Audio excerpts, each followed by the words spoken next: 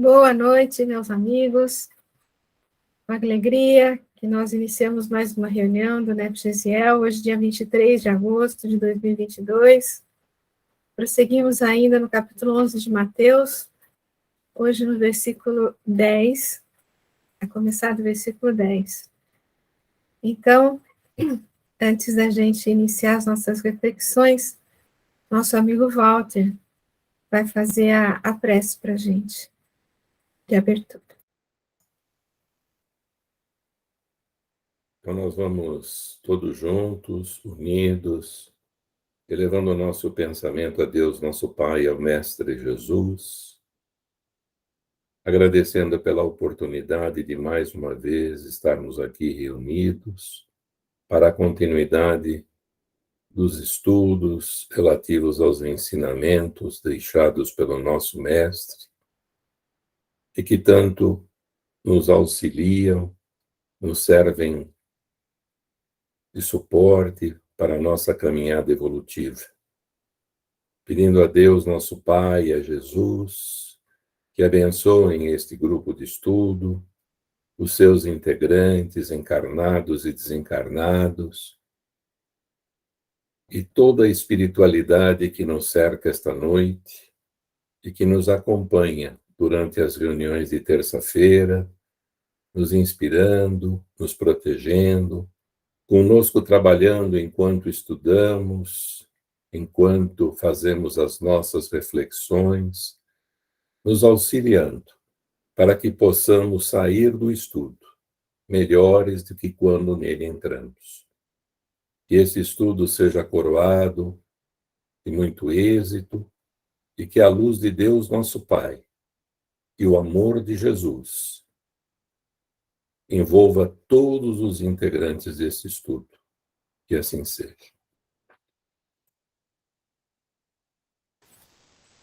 Graças a Deus. Bom, pessoal, a gente está num capítulo, assim, extremamente desafiante.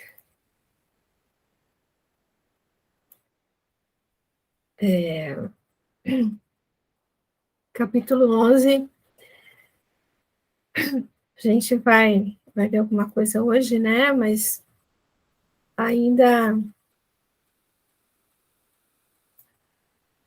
vamos ver alguns versículos aí que são extremamente desafiantes mesmo, né? E eu tenho ouvido bastante o Aloísio, porque ele nos auxilia bastante, né, com as reflexões dele. E ele próprio fala, né, que o versículo, na verdade nós vamos começar com 10, mas o 11, por exemplo, ele fala que seria o versículo mais complicado de se abordar aí, né, em todo o estudo. Então, assim, os próximos versículos, eu encontrei pouca coisa a respeito, sabe? Bem pouca coisa. Mas vamos ver, né, o que a gente consegue acrescentar aqui conosco. Então, dando uma recordada aí só no caminho, né, que a gente está traçando, João, ouvindo no cárcere sobre as obras do Cristo, enviou seus discípulos e, por meio deles, disse-lhes: És tu aquele que vem, ou esperamos outro? Jesus, em resposta, disse-lhe: Ide e anunciai a João o que ouvis e vedes. Cegos voltam a ver, coxos andam, leprosos são purificados, surdos ouvem, mortos são erguidos, pobres são evangelizados. E bem-aventurado quem não se escandalizar em mim. Assim que eles saíram, Jesus começou a dizer às turmas a respeito de João: Saíste ao deserto para contemplar o quê? Um caniço sacudido ao vento? E na semana passada nós vimos esses dois versículos aqui. Mas então saíste para ver o quê? Um homem vestido em trajes finos? Vede, os que vestem trajes finos estão nas casas dos reis. Mas então saístes para ver o quê? Um profeta? Sim, vos digo eu, e mais que profeta. E hoje nós temos esse aqui, né? Pois este é aquele a respeito de quem está escrito: Eis que eu envio perante a tua face o meu anjo, que preparará o teu caminho diante de ti. Então, só para dar uma abordada aqui, porque nós tivemos alguns amigos que não escutaram as últimas, aí só para dar uma revisadinha aqui, né? Então, depois que os discípulos saíram, né, que vieram perguntar, que Jesus respondeu, depois que eles saíram, né, aqui no 7, ó, assim que eles saíram, Jesus começou a dizer às turmas a respeito de João. Então, até o 6º, ele estava respondendo, como que respondendo para João, né? E a partir do 7º, ele começa a falar com as turmas, as pessoas que estavam ali perto, né? A falar sobre João e a exaltar quem era João, né? Porque parece que ele veio com uma pergunta assim de incredulidade e tal, então ele vai exaltar todas as qualidades de João. Ele começa falando aqui no 7º, né? No 7º. Saíste para ver o quê? Um caniço sacudido ao vento? Então a gente lembrou que esse caniço sacudido ao vento era como se fosse uma coisa assim, uma coisa frágil, né? Que dobra com o vento de um lado de cá, com o vento do lado de lá, ou seja, é uma pessoa instável, uma pessoa que não tem firmeza, né? Que vai conforme a música toca, né? E não era o caso de João. Depois ele fala, mas então saíste para ver o que? Um homem vestido de trajes finos?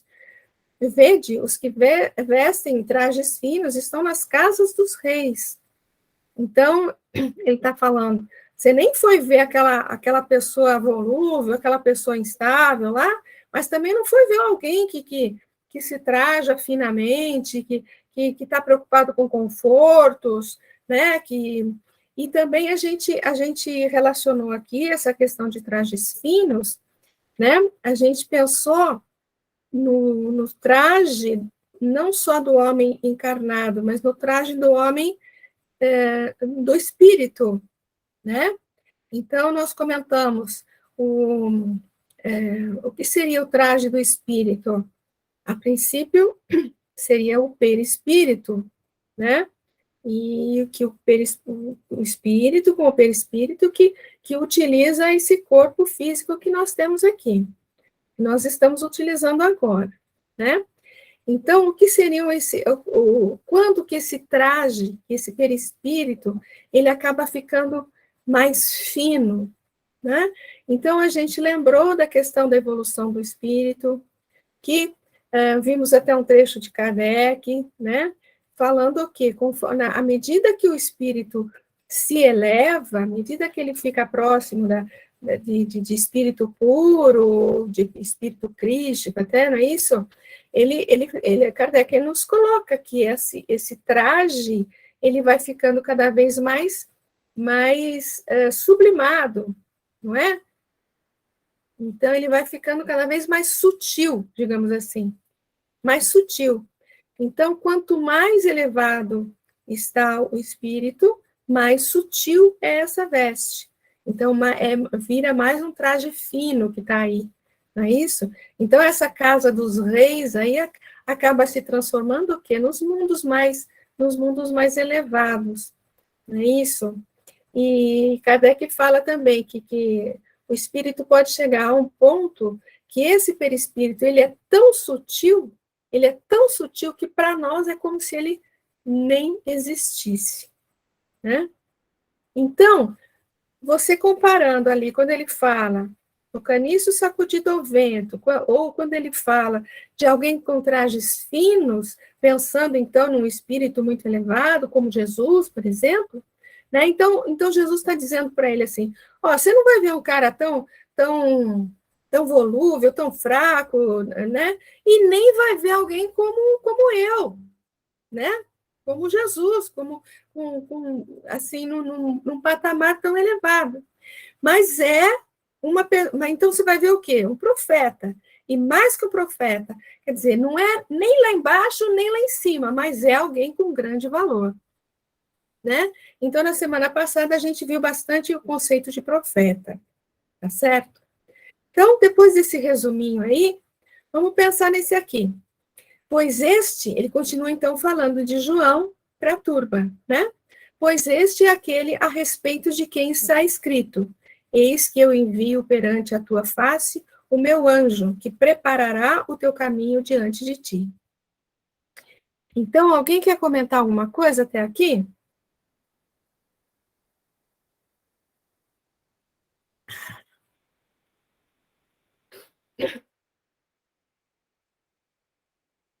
Não?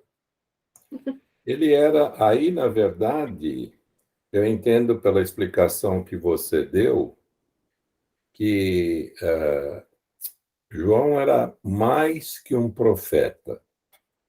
Ele não era tão somente um profeta. Ele era um precursor de Jesus, Exato. né? Então, quando ele fala aí no 11:10, eu envio perante a tua face o meu anjo que preparará o teu caminho diante de ti. Ele está dizendo isso. Ele não é Jesus, ele não está ainda no nível de Jesus, mas ele é mais que um profeta, ele é um precursor. Né? É isso que eu estou entendendo aí pela explicação que você deu. Exatamente, Walter. Muito bom. Então, na verdade, essa fala aqui, né? Eis que eu envio perante a tua face o meu anjo que preparará o teu caminho diante de ti. Então, ele disse aqui, ó, a respeito de quem está escrito, quer dizer, ele está fazendo uma citação, né? Ele está fazendo uma citação. E eu fui buscar qual é essa citação, está aqui em Malaquias, e fala assim, eis que é exatamente o que está em Malaquias, né? Eis que eu envio o meu mensageiro e ele preparará o caminho diante de mim. E de repente virá o seu tempo, Senhor, a quem vós buscais, e o mensageiro da aliança, a quem vós desejais. Eis que ele vem, diz o Senhor dos Exércitos. Aqui, quando ele está falando, eis que eu envio, é Malaquias que está falando, né? Mas não é Malaquias que está enviando, né? A gente tem que entender isso, porque os profetas né, do Antigo Testamento, quando eles falavam assim na primeira pessoa, normalmente era como se Deus estivesse falando por eles, né? Então eles transmitem, é como se Deus estivesse falando aqui, né? Mas quem suportará o dia da sua vinda? E quem subsistirá quando ele aparecer? Porque ele será como fogo do ourives e como o sabão dos lavadeiros. Assentar-se-á como fundidor e purificará assentar-se-á como fundidor e purificador de prata, e purificará os filhos de Levi, e os refinará como ouro e como a prata. Então,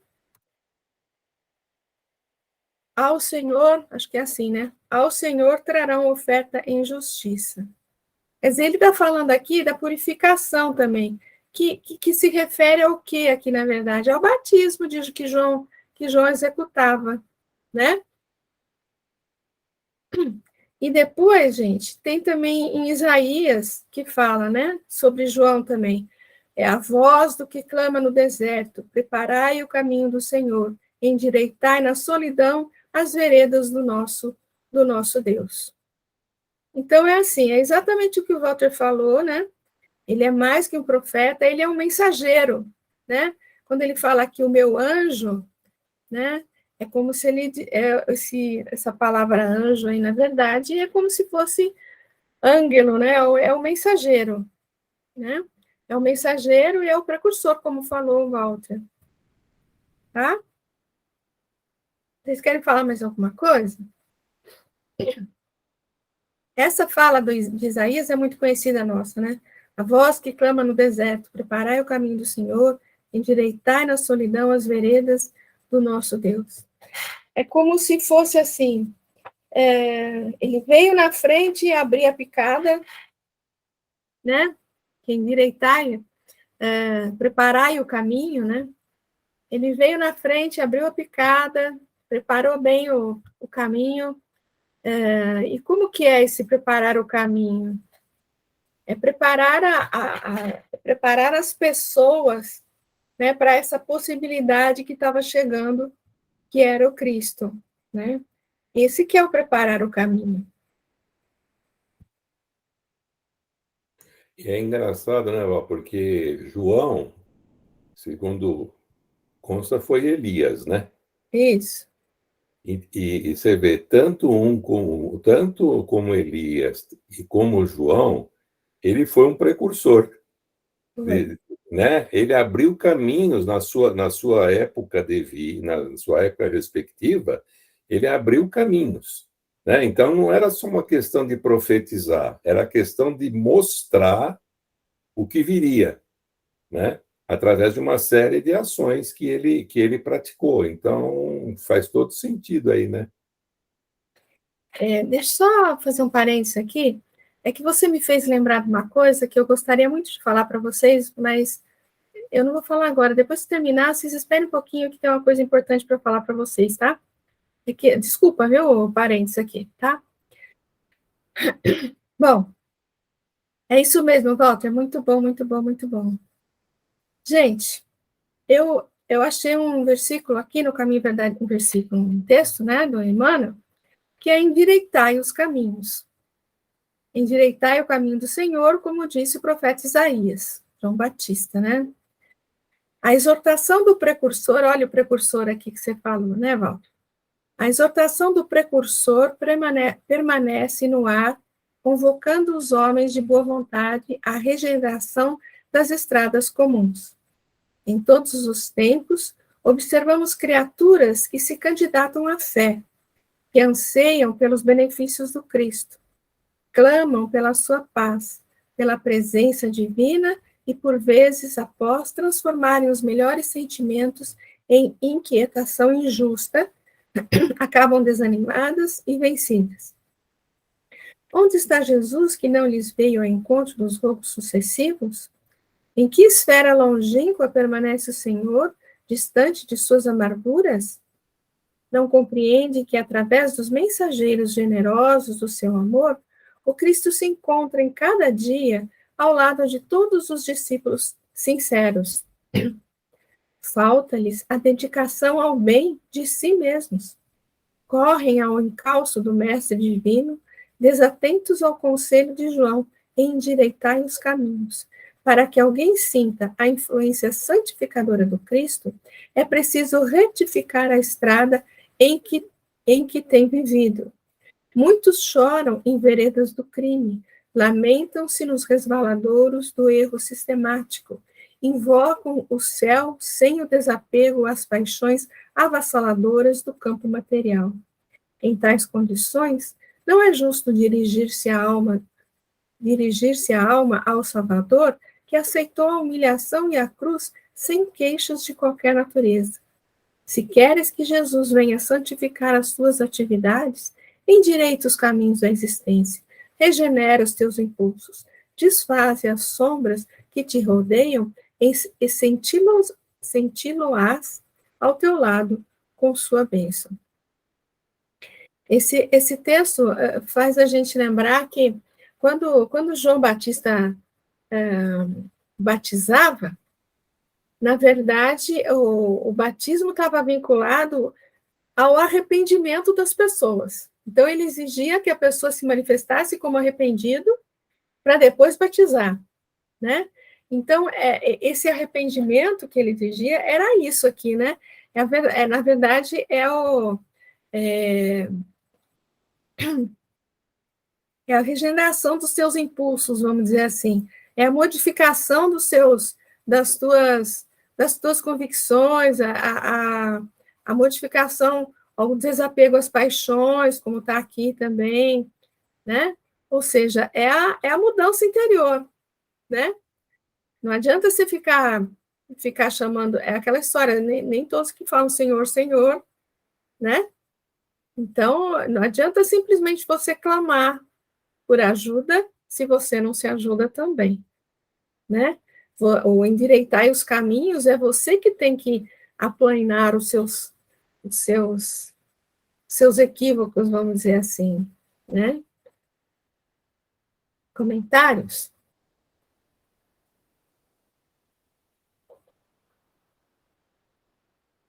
Eu me lembrei de uma discussão sobre arrependimento, né? Que, quer dizer, o arrependimento, ele não é só algo interno. E o Emmanuel está mostrando isso aqui com muita clareza na lição. Você só se arrepende quando você se modifica. Exatamente. Né? O verdadeiro arrependimento, por isso que não há repetição de arrependimento. Ou você se arrepende ou você não se arrepende. Você pratica um ato e diz assim, puxa, me arrependi. Mas aí você pratica de novo. Então você não se arrependeu, porque você continua com o mesmo vício, com o mesmo defeito. Então, e agora ficou muito claro aqui nessa lição, e me lembrei disso, por isso que eu me lembrei disso, que o arrependimento só ocorre, na verdade, quando você se modifica. Aí sim você se arrependeu. Né? Só falar, eu me arrependi, né? Como você acabou de falar, Senhor, Senhor. Você não se arrependeu. E continua fazendo a mesma coisa, você não está arrependido. Então tem tudo a ver com a ação, mais uma vez, né? Sempre, Não, né? não com a palavra, mas com a ação. Muito bom, Walter, muito bom. Zezé? Sim, eu queria comentar o seguinte. Eu fiz um estudo, né, aquela segunda-feira lá na Fraternidade sobre a reencarnação, e a gente trabalhou o exemplo de João, né? E aí eu fiz umas pesquisas, inclusive vi uma palestra do Haroldo Dutra, ele fazendo comentário sobre o Evangelho de João, né? E ele faz umas colocações muito interessantes com relação a João Batista, mostrando assim que, primeiro, ele foi o último dos profetas, né?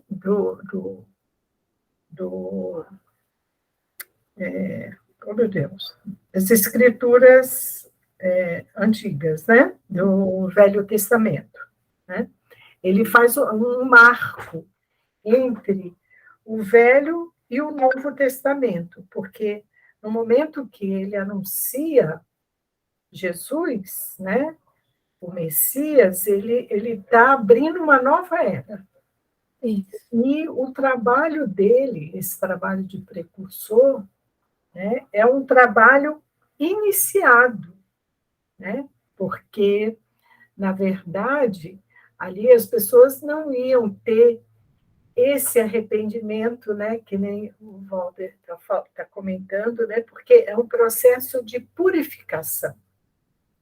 Então, é um início de um período, né, um período, vamos dizer assim, do próprio Jesus, que vem, né, em que nós estamos há 2000 anos tentando entender, tentando nos aproximarmos dele, tentando colocar em prática os seus ensinamentos, né?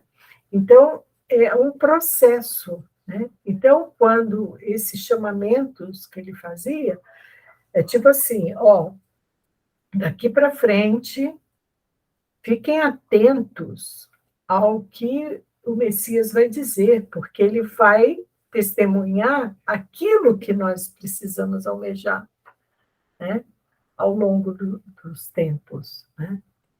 Então, por isso que a colocação dele é assim, super importante. Só que eles esperavam, né, quando o Messias é anunciado por conta da própria tradição, eles esperavam um Messias que viesse assumir o poder e seria um estabelecimento dessa nova era imediatamente. Era essa a crença dos hebreus, né? Só que e o próprio João, quando Jesus inicia o seu trabalho, ele fica assim, né, querendo entender melhor, né? Quando ele está na prisão, por isso ele faz esse questionamento, né? Querendo entender, bom, é você mesmo, né? Por aí. Né? E Jesus, então, faz a confirmação, e Jesus inicia tudo quando ele é preso, né? Quando ele é preso é que Jesus inicia, né? Pelo que eu me lembro no Evangelho. É isso que eu queria comentar. Muito bom, Zezé. Muito obrigada. Alguém mais, gente?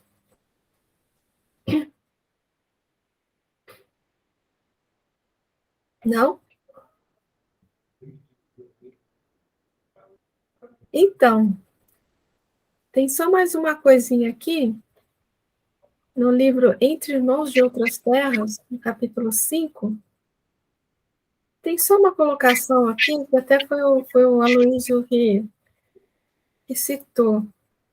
Pode clarear de maneira mais completa a sua definição do conhecimento espírita? É uma entrevista, né, para esse William James aí.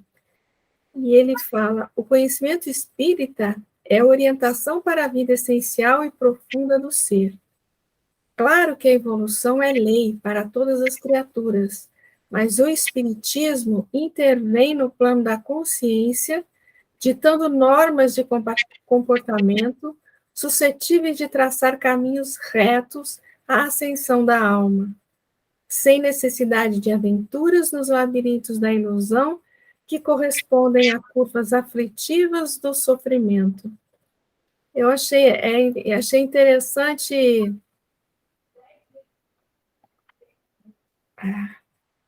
É só um pouquinho, gente.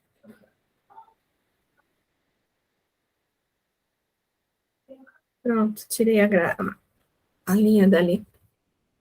Achei interessante que ele coloca o espiritismo, assim, digamos, como que o papel do João Batista nas nossas vidas, né?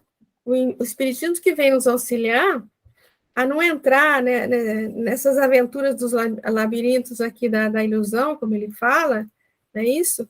Para a gente conseguir traçar os nossos caminhos retos.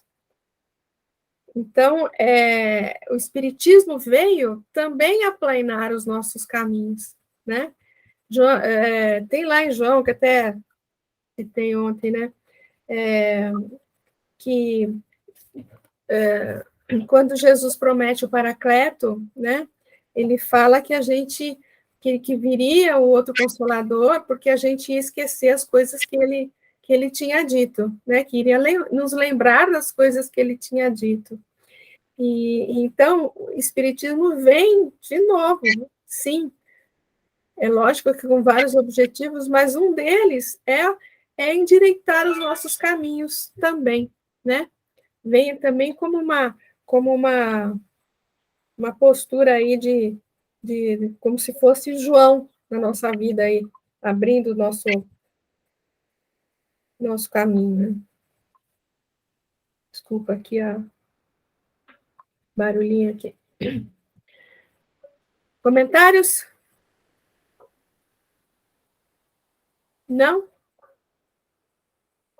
Então tá. Gente, vou passar para outro. Como eu falei, eu achei bem poucas coisas desses versículos aí. E o 11.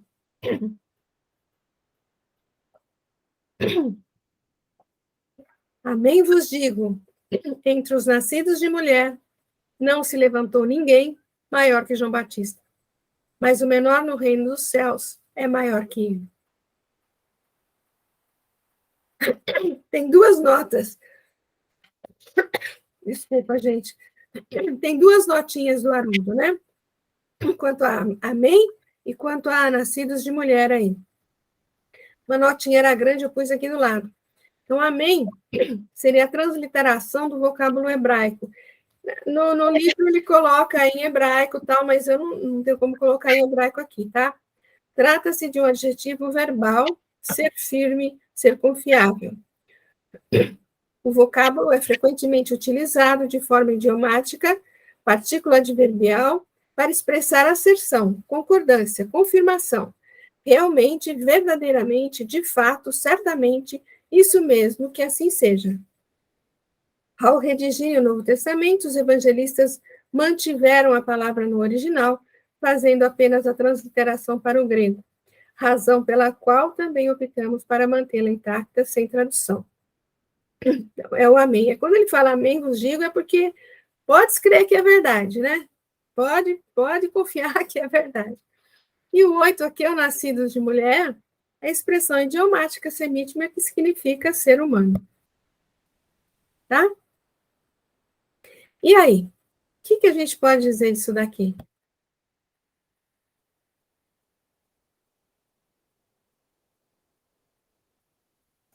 Eu acho que ele está com. Eu não sei, aqui é um achômetro, né?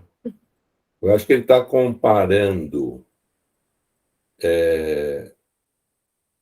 o, pa, o papel na Terra com aquele que já atingiu o reino dos céus.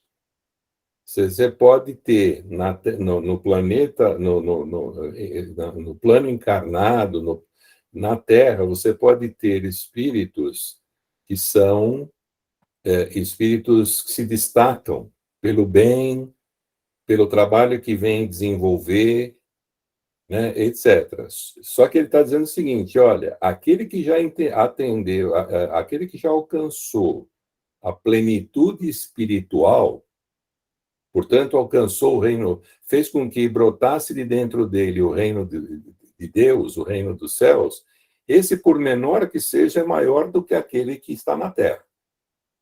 Né? Então, eu acho que ele compara duas coisas aí. Não sei se eu estou certo. Foi a primeira coisa que me veio aqui. Né? João Batista foi extremamente importante para a vinda do Cristo, para o cristianismo e tudo mais. Só que, ainda assim, Jesus está querendo mostrar o seguinte: olha, quando você atingir todas as virtudes que estão lá no Sermão da Montanha, e, portanto, brotar de você o reino de Deus que está dentro de você, o menor aí ainda é maior do que o maior da terra. É isso que eu entendi.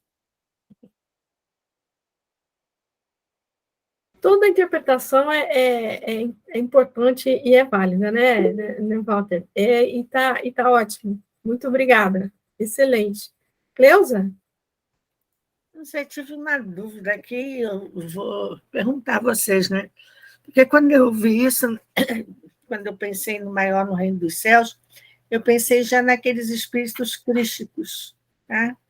Então, que João Batista ainda não teria atingido a condição de espírito crístico, mas ele realmente era um espírito muito, muito, muito elevado, porque a ele foi dada, inclusive, a missão de precursor de Jesus. Quer dizer, eu fico pensando nessa preparação da reencarnação de Jesus, né, onde todos que vieram, né, secundá-lo foram escolhidos a dedo, né?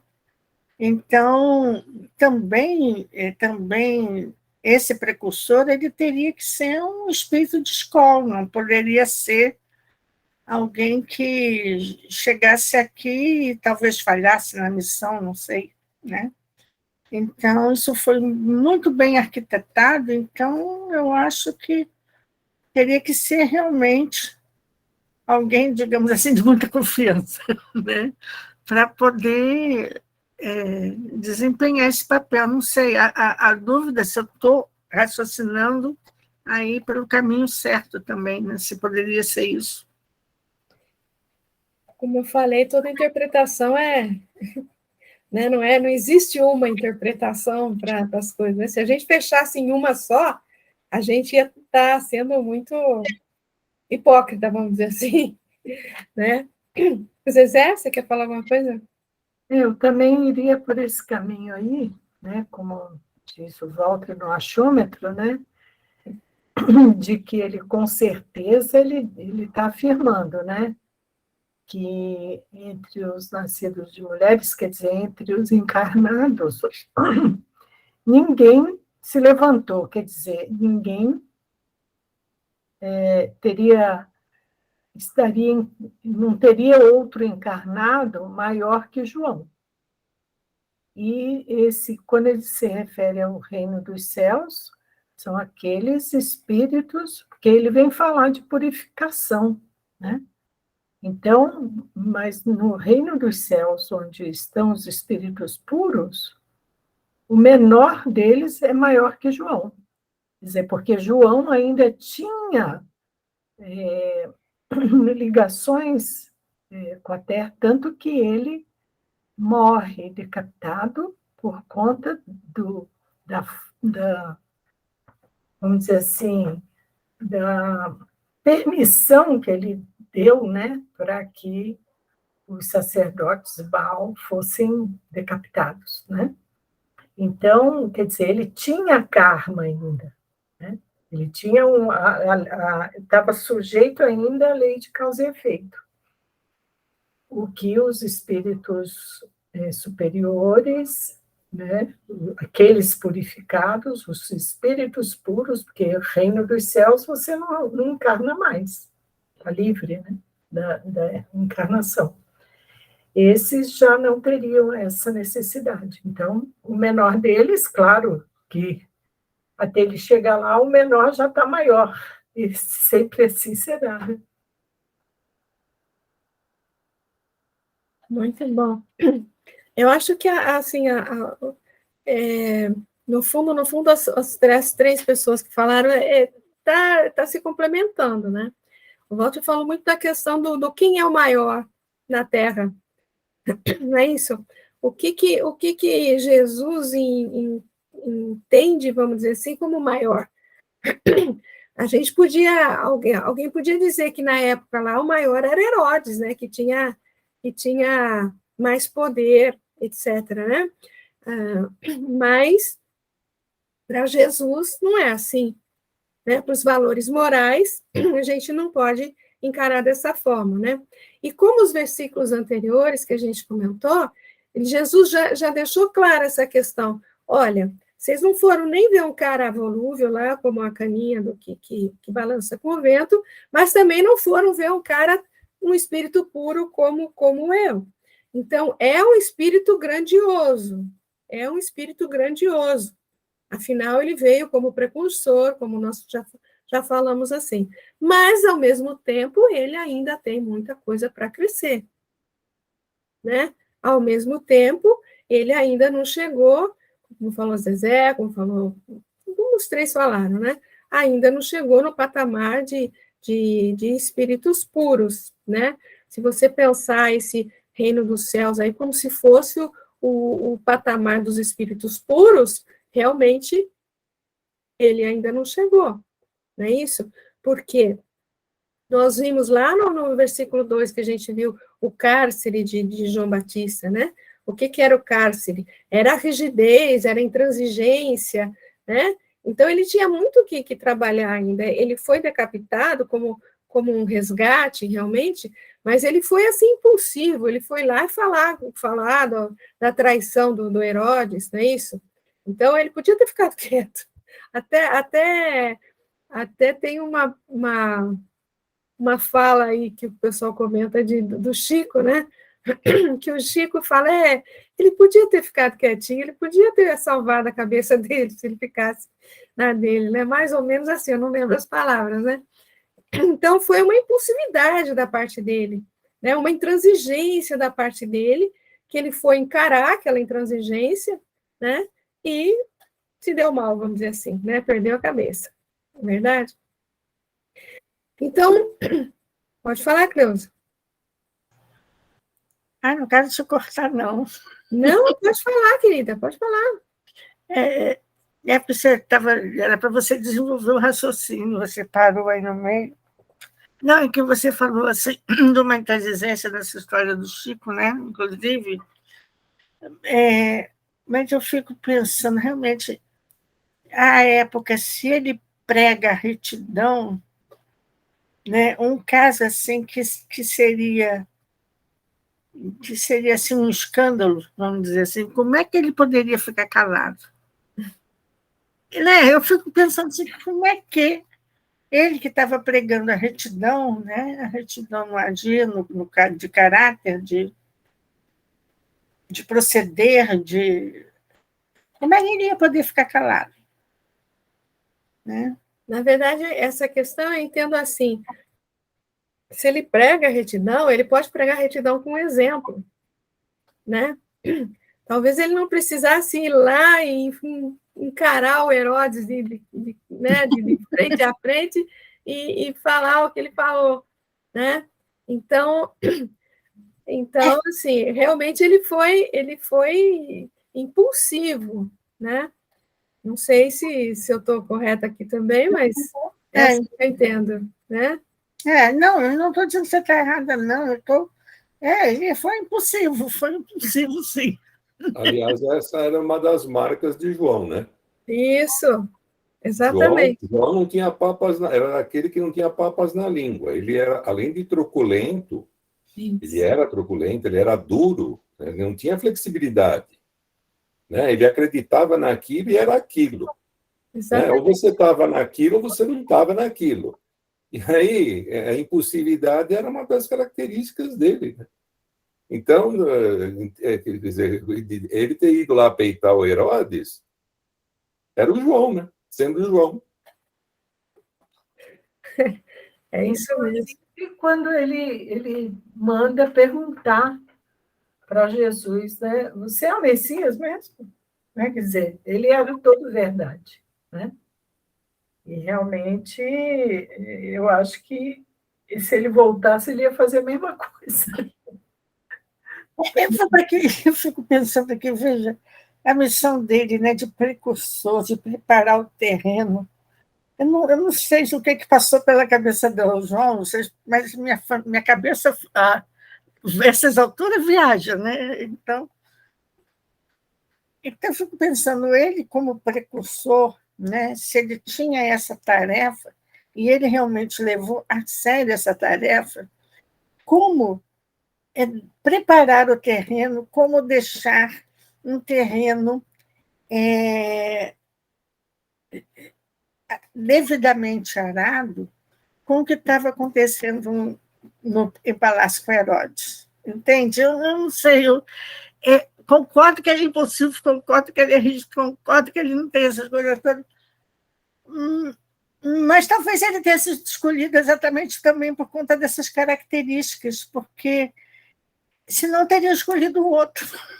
Não, alguém mais maleável, né, para fazer essa missão, para ter essa missão. Porque é lógico que conheciam essas características dele quando né, foi dado a ele a tarefa de ser precursor de Jesus. Né? Então, não sei, minha cabeça fica meio confusa, né? Porque, ao mesmo tempo que a gente aqui, que está no aqui e agora, no hoje, em 2022, né? Eu vejo assim, podia ficar, ele é impulsivo, ele foi rígido, ele não foi complacente, ele não foi benevolente. A gente pode, né, ver tudo isso aí que está fora da caridade. Né? Mas, na época, será que não era para agir assim? Eu realmente eu não sei. Eu fico perdida. Então, Cleusa, com relação a isso, eu sinto assim. O João Batista, como acho que foi a Zezé que falou, é como que um marco, né? Ele vem para iniciar ele inicia praticamente o Novo Testamento, né? Então, e o povo vivia ainda aquela lei rígida de Moisés, né? Então, o povo, de repente, ele não podia vir alguém que não tivesse ainda essa rigidez para conseguir trabalhar com eles, né? Se fosse muito maleável, talvez ele não fosse ouvido. Ele tinha que vir como um doido, sei lá, né? Vestido de pelo de camelo, comendo gafanhoto e não sei o quê, sabe? Para provocar o impacto. Da mesma forma que, por exemplo, no começo do Espiritismo, nós tivemos que ter aquele impacto ali das mesas girantes, de toda aquele monte de manifestações, todo, né? Foi um impacto aquilo tudo, né? Tinha que mexer com o povo, tinha que mexer. E ele foi uma figura, assim, folclórica na época. Ele tinha que chamar atenção. Eu acredito assim, eu entendo assim essa questão. E como o povo ainda vivia aquela questão tão rígida, então ele vem rígido, e fala, ó, você tem que se arrepender, porque o cara está chegando aí, ele vai acabar com todo mundo que não tiver arrependido, que não tiver, né? Porque na concepção dele, né? Ele vai brigar, ele vai punhar a espada, ele vai matar todo mundo que não tiver na dele. Mais ou menos assim, né? Falando assim. Era a figura de. Ainda aí, na época dele, não era a figura do Deus punitivo? Sim, sim, é. O Deus que punia? É isso que eu Né? estou tentando falar, Quer exatamente. dizer, então, ele estava dentro ainda daquela figura do Antigo Testamento, de Moisés, era o Deus punitivo que precisava. Né? É, Quem abriu a porta para o Deus compassivo, para o Deus amoroso, foi Jesus. foi Jesus. E desmontou aquela imagem do Deus punitivo, né? Que a gente sabe, e mudou tudo. Então, ele ainda está um momento antes. Então, eu não sei, viu, Cleusa? Eu entendi o que você está falando. Agora, eu não sei, eu acho que ele tinha que ser assim mesmo. Não podia ser diferente. Também acho que tinha que ser assim mesmo. E não esqueçamos do seguinte, né? Ele é a reencarnação de Elias, né? Uhum. Ele vem de lá de trás, nesse trabalho, não é? Uhum. Então, quer dizer, foi a Zezé que falou, né? O último profeta do Antigo Testamento. Quer dizer, o Antigo Testamento ainda, Deus é o Deus de Moisés, é o Deus que pune, é o Deus que, né, só recompensa aqueles que andam bem, entendeu? Porque era o que o povo precisava para poder cumprir a lei divina. Né? Ele precisava de um certo temor. Aí, quando vem Jesus, desmonta tudo isso, né? Então, eu acho que, mais uma vez, ele fez o papel dele, sendo como ele era. Eu acho que, não é? Pensa bem, ele para mim, né? Claro, não sou dono da verdade, mas ele tinha que ser assim mesmo, não podia ser diferente. Só que ele foi longe demais, né? Na hora que ele se meteu com o poder temporal, a coisa ficou feia. Na verdade, ele foi longe demais também lá com Baal, né? Né? Ele se exaltou demais lá. Aí ele veio assumir a responsabilidade aqui também, né? Mas eu fico pensando, para ver uma mudança, se você não tem que, de repente, ser exatamente, ir para o extremo, quer dizer, ser rígido, ser como ele foi, né? Então, a gente está aqui, ó, especulando a personalidade de João Batista, olha só. Mas especulando uma decisão de Jesus, inclusive.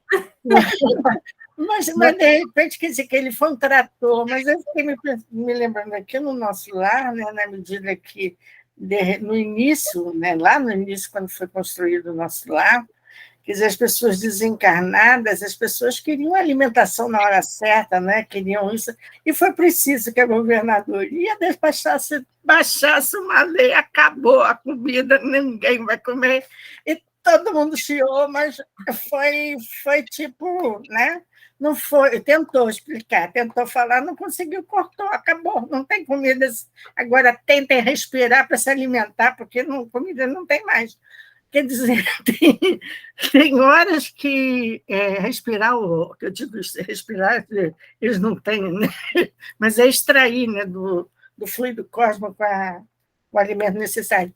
Quer dizer, na realidade, quer dizer, as pessoas a gente é assim mesmo. Eu acho. Ah, meu Deus. Mas veja vamos dizer assim, dentro, a gente tentando, eu acho que a gente fica tentando entender João, né? E realmente, ele dentro desse, vamos dizer assim, da tradicional, né, cultura hebraica, em que ele estava no contexto, quando falava que viria o Messias, né, a expectativa é que iria ser, é como agora, eu fiquei fazendo um paralelo, né? As pessoas falam assim, ó, a partir do dia tal vai ser o mundo regenerado, né? Um dia tal, numa segunda-feira, vai começar o mundo regenerado, né? Aí todo mundo fala, bom, eu acho que eu estou safo, tal. E quem não está, tem que correr atrás do prejuízo para poder conquistar esse mundo regenerado, né? Então, essa expectativa eles tinham da vinda do Messias, porque viviam aprisionados, né, sob o jugo romano, e realmente era super difícil para eles, e ainda tinha todo o farisaísmo, né? Então, havia essa expectativa que o Messias ia chegar, ele ia começar a agir e o mundo ia mudar a partir daquilo ali, né? E então, a expectativa dele era assim, olha, é tudo ou nada agora. Então, a verdade tem que ser soberana nesse momento. O Herodes está errado, entendeu? Nem que vai me cortar a cabeça, mas eu vou enfrentar essa situação. E de lá ele preocupado. É o Messias mesmo, porque ele conjugando, né? Estou no caminho certo, né? Quer dizer, era um antenado lá na missão dele, né? Super antenado na missão dele. Então, era natural que ele agisse de uma forma intempestiva, porque era urgente a mudança, né? Ele sentia isso, que era urgente a mudança. Só que Jesus, quando vem, tanto que a maior surpresa dos apóstolos, né, com a crucificação de Jesus, eles jamais imaginariam que ia acontecer aquilo com Jesus, né? Embora ele tivesse até falado, mas não cabia na mente deles, e aquela surpresa toda, quer dizer. Só que a realidade, né, que Jesus nos apresenta é muito maior do que qualquer um de nós possa imaginar. A gente não consegue conceber em nossas mentes o ritmo, o caminho que nós vamos estar percorrendo de crescimento espiritual, até realmente atingirmos, né, o reino dos céus. Então, os movimentos que o plano espiritual maior faz, a gente não consegue entender, mesmo aqueles que às vezes estão de frente no front, né, como João estava, né? Então, ele também não estava entendendo como é que ia se dar essa implantação desse reino. Ele achou que era para ontem, só que era. Só que é no ritmo de Deus, não no nosso. Né? Meio por aí. Muito bom, Zezé. Bom, mais alguma coisa ou vamos para frente? Vamos para frente, né?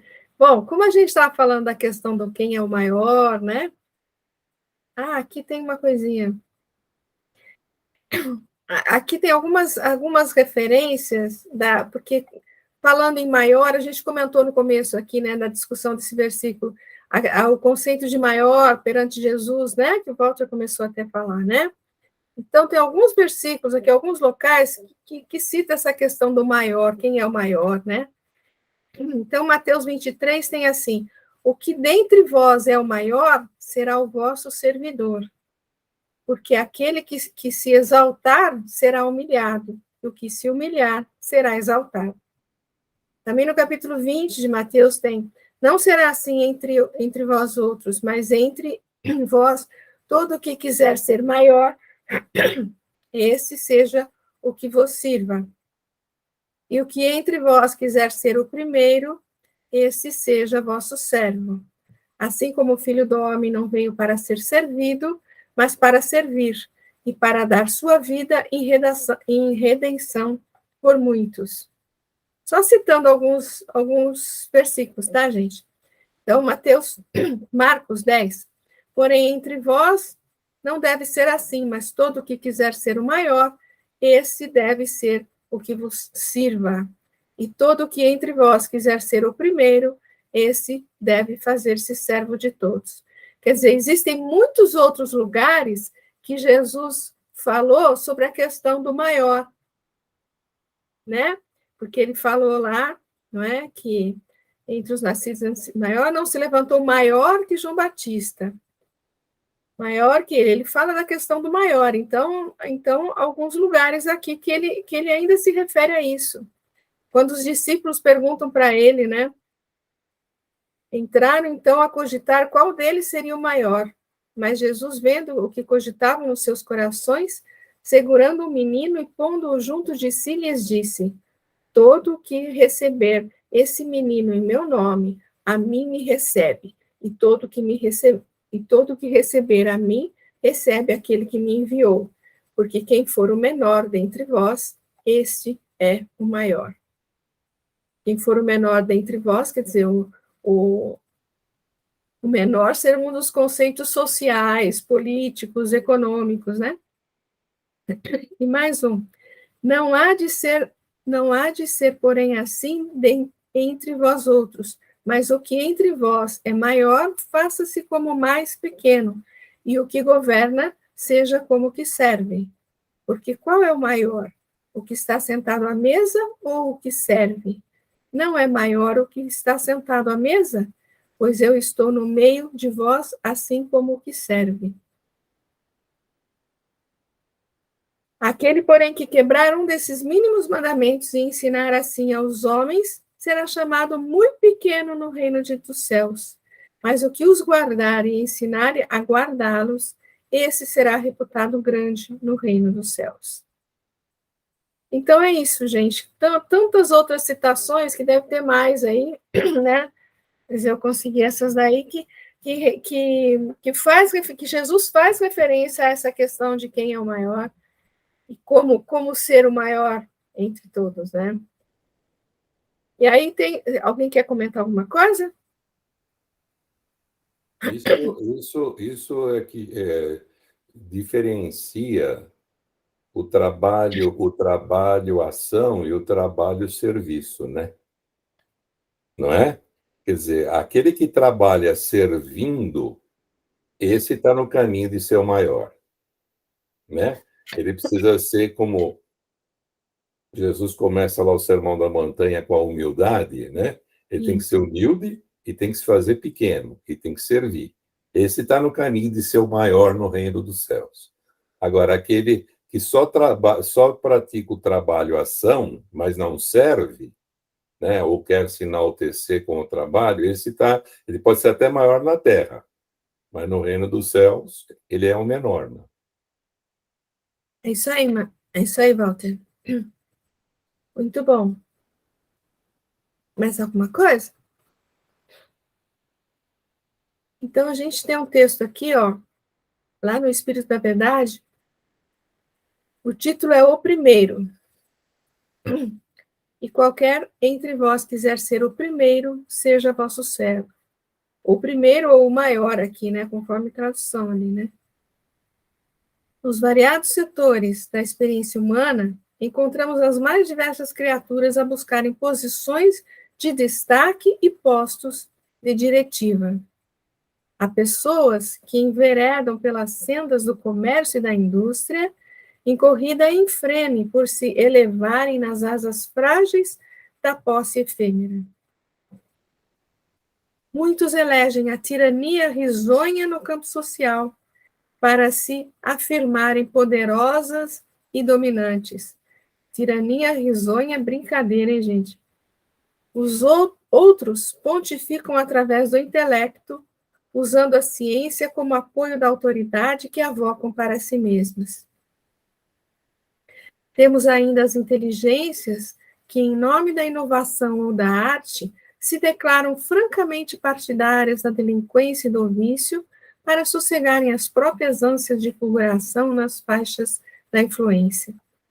Todas caminham subordinadas às mesmas leis, elevando-se hoje para descer amanhã.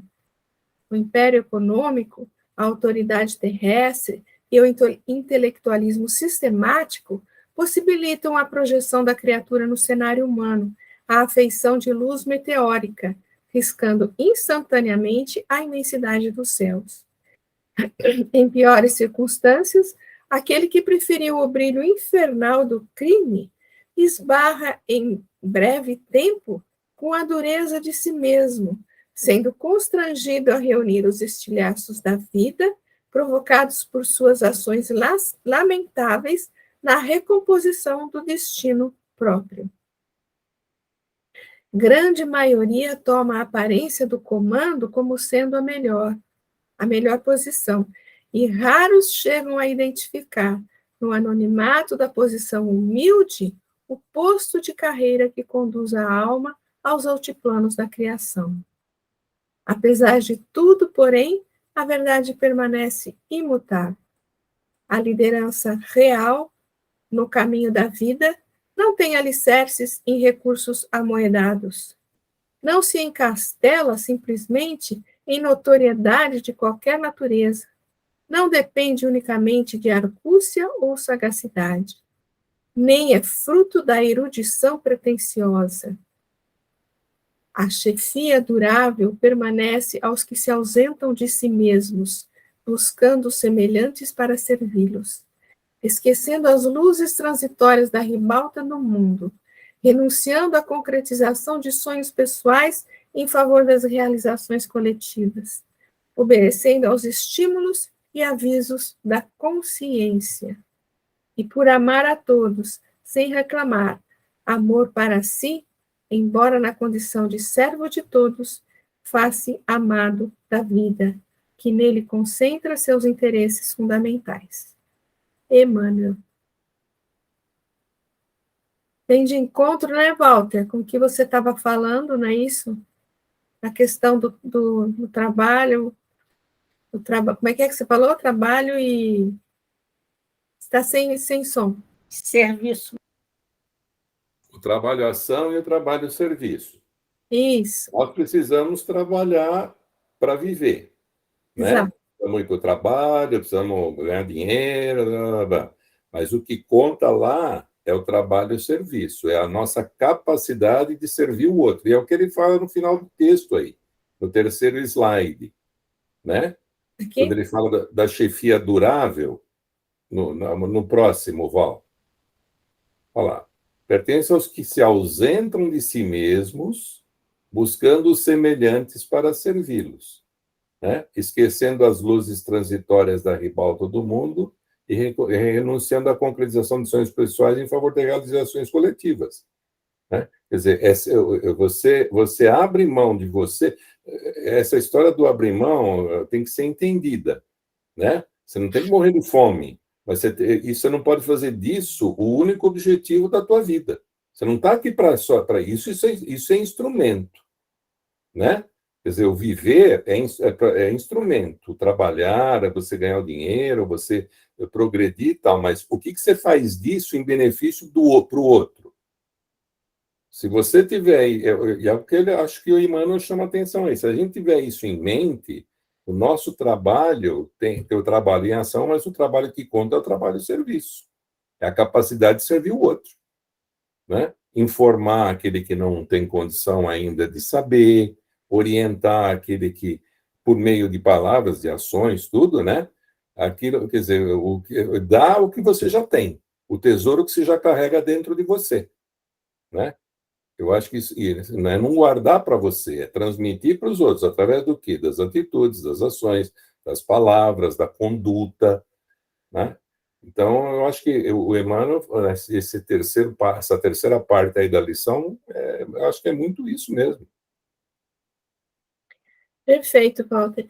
E assim, esse trabalho-serviço que você fala, né, de se dedicar ao outro, você pode fazê-lo dentro do seu trabalho profissional, né? É como você se porta ali diante das outras pessoas, é como você se relaciona ali, né?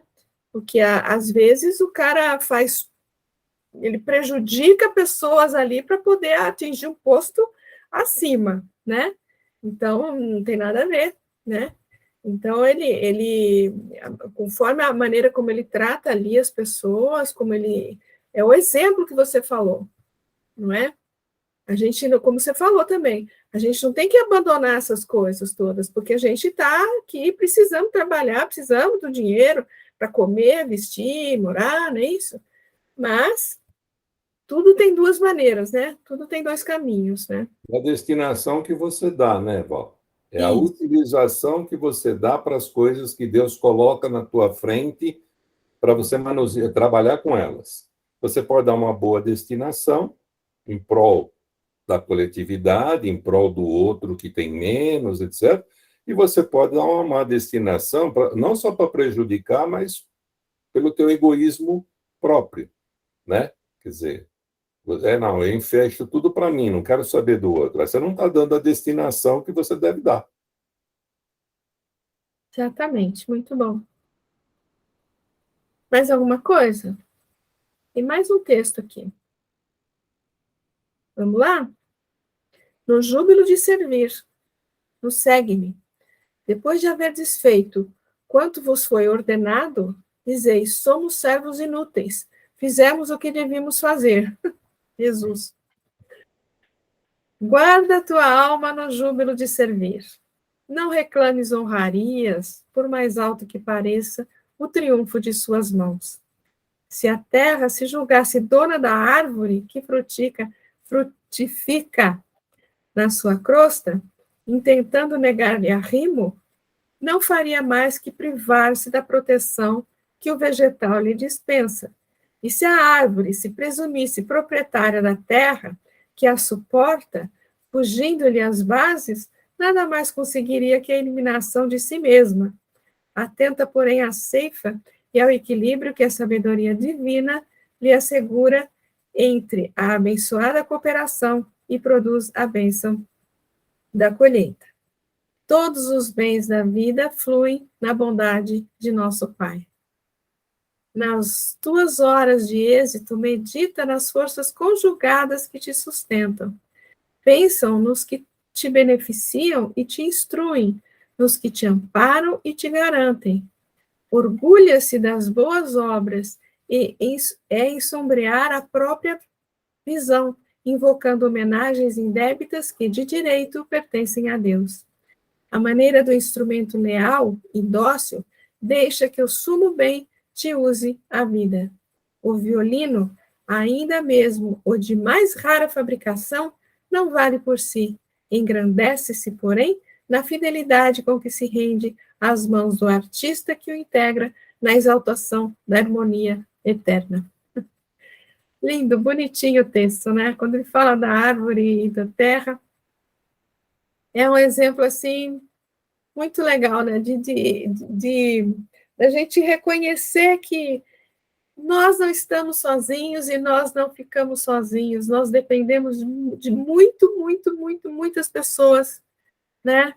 E eu dependo do cara que faz o pãozinho aqui, eu dependo do cara que vende o arroz lá no supermercado, do cara que serve a gasolina ali no posto, do cara que me vende o remedinho na farmácia, de vocês todos que estão aqui me ajudando a refletir, não é? A gente depende muito das pessoas que são à nossa volta, né? E tem aquela questão do Livro dos Espíritos, né? Que nós nascemos para viver em sociedade. Isolado, o espírito se estiola. Então, a gente tem que lembrar da lei da cooperação, Nós estamos sempre necessitados de alguém, sempre. Por alguma razão, alguma coisa mínima que seja. A gente sempre precisa das outras pessoas e é isso que faz a beleza dessa criação, né? Tudo se enga, assim, é como que uma engrenagem perfeita, vamos dizer assim, né? Tudo caminha ali como um reloginho, porque todas as engrenagens se encaixam uma nas outras e uma depende da outra. Se uma quebrar, vai haver alguma questão no todo, né? Isso é muito lindo, é muito lindo. Comentários? É por isso que o mundo está na conturbação que está, né? Pois é. Porque as engrenagens não estão funcionando da forma correta, né? Quer dizer, existe muita divisão, existe muito interesse, existe muita luta pelo poder terreno, né? Existe muito isolamento em prol de coisas que não beneficiam o todo. Então, é a história que você falou, as engrenagens ainda não estão funcionando. E enquanto todas não estiverem funcionando de forma equilibrada, de forma correta, o todo não vai funcionar de forma equilibrada, de forma correta.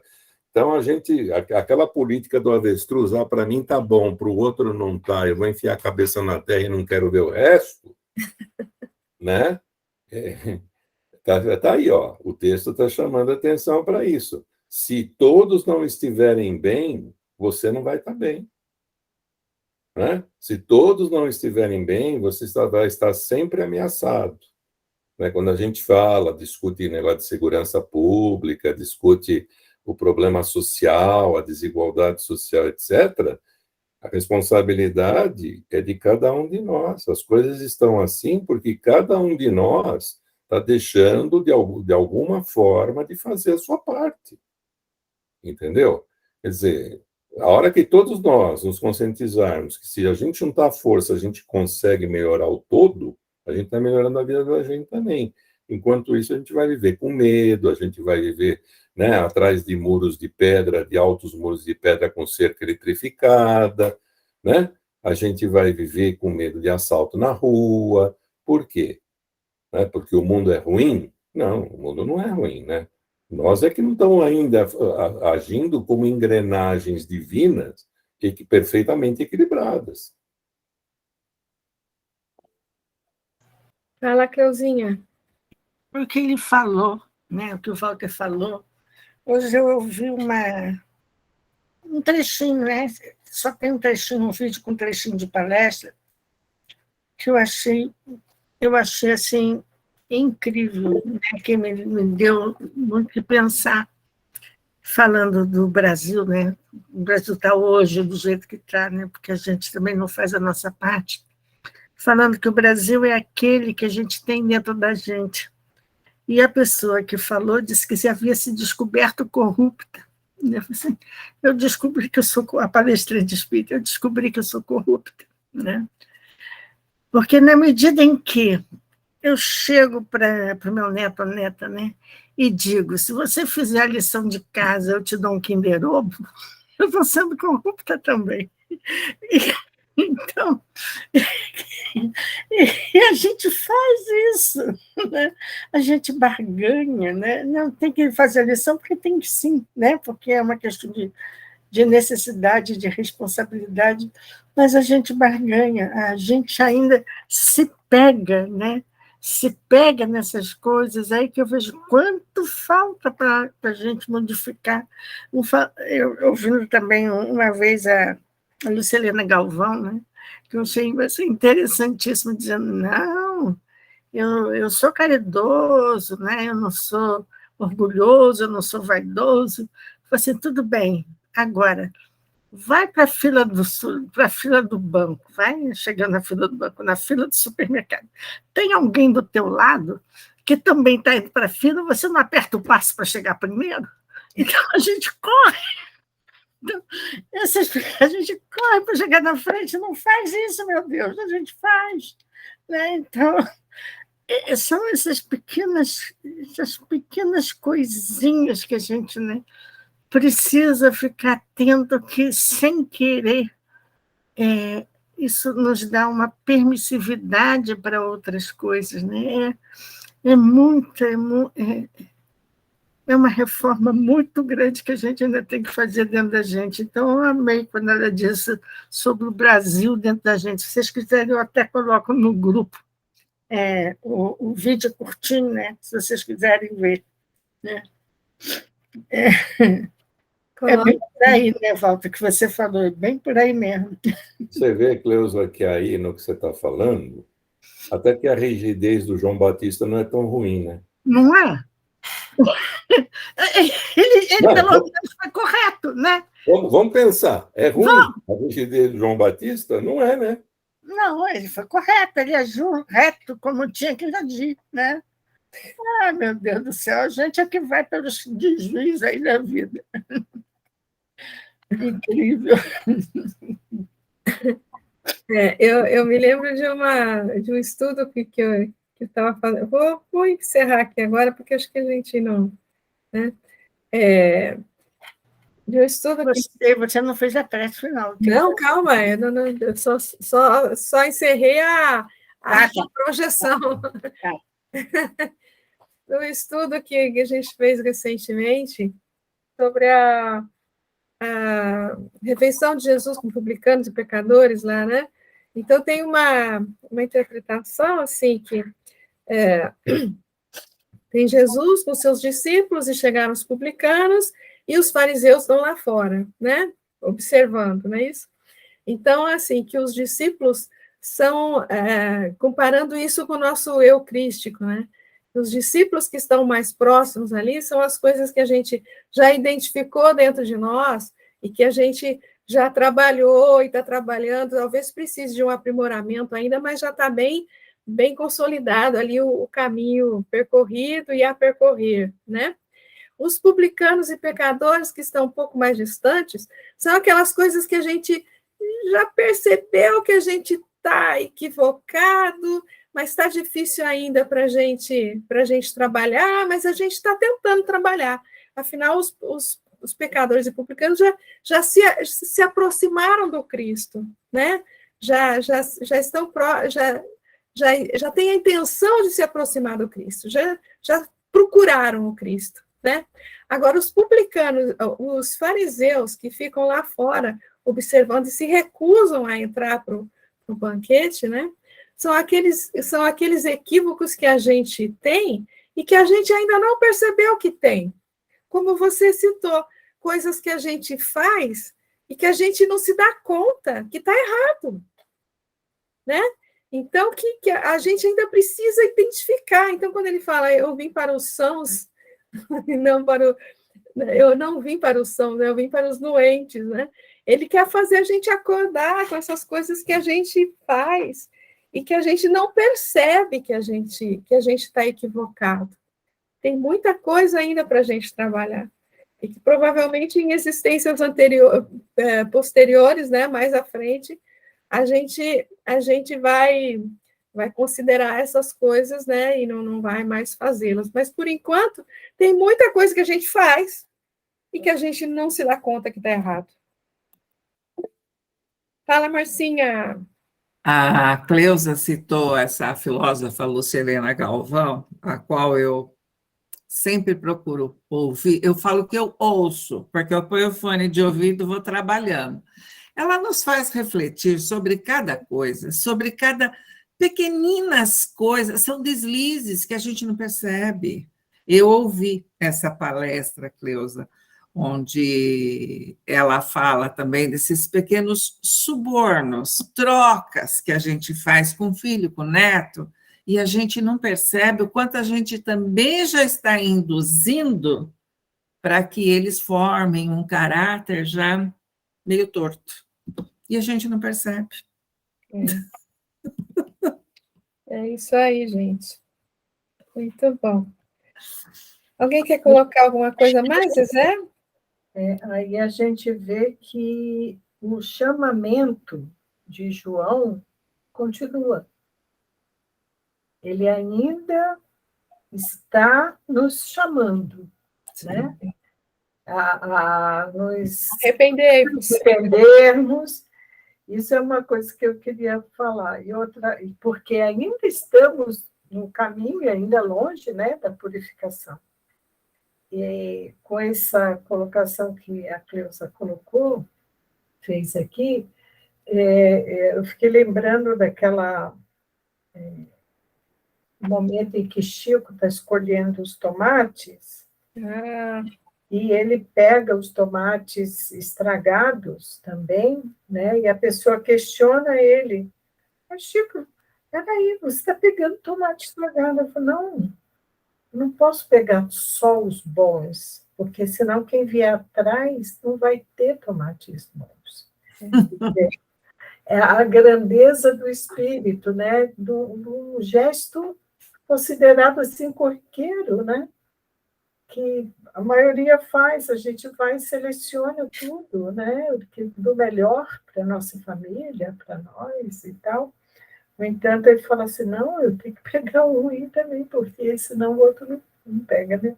Então, a grandeza do espírito, né? De Chico, nos dando exemplo. Né? É isso aí, maravilha. Maravilha. Mais alguma colocação, gente? Ou podemos agora encerrar? Olha só que bonitinho. Tem mais baby a caminho? Não, ela trabalha, ela organiza enxovalzinho para viver. É para doação. Muito lindo. É uma delícia fazer isso. Bom, pessoal, vamos encerrar aqui. Não vão embora, que eu quero falar uma coisinha para vocês. Vou pedir para a Marcinha encerrar para a gente aí, por favor. Então, vamos mais uma vez serenando nossas mentes, os nossos corações, agradecendo, Pai, por essa maravilhosa oportunidade que tivemos esta noite de aprofundarmos um pouco mais os nossos estudos, refletindo ainda mais sobre os ensinamentos deixados pelo Mestre Jesus. Agradecemos e pedimos, Pai, que nos auxilie, principalmente neste momento tão conturbado pelo qual passa o nosso planeta. Que tenhamos coragem, que tenhamos fé, que sejamos perseverantes, Pai, seja qual for a dificuldade apresentada, para que não saiamos do caminho reto, que realmente consigamos seguir os seus ensinamentos, consigamos colocar em prática e consigamos ser exemplo para as nossas famílias, para os nossos colegas de trabalho, que possamos realmente, através dos nossos exemplos, mostrar que o Espiritismo, através da nossa reforma íntima, é capaz também de fazer. Que possamos, Pai, ser uma luz, mesmo que seja um vagalume, nessa escuridão pela qual nosso planeta está envolto, mas que consigamos, através dessa luz do ensinamento do Espiritismo, ajudar os nossos irmãos que se encontram desorientados. Nos proteja, Pai, proteja toda a humanidade, e que assim seja, graças a Deus. Graças a Deus. Muito obrigada a todos. Até a próxima semana, se Deus assim o permitir.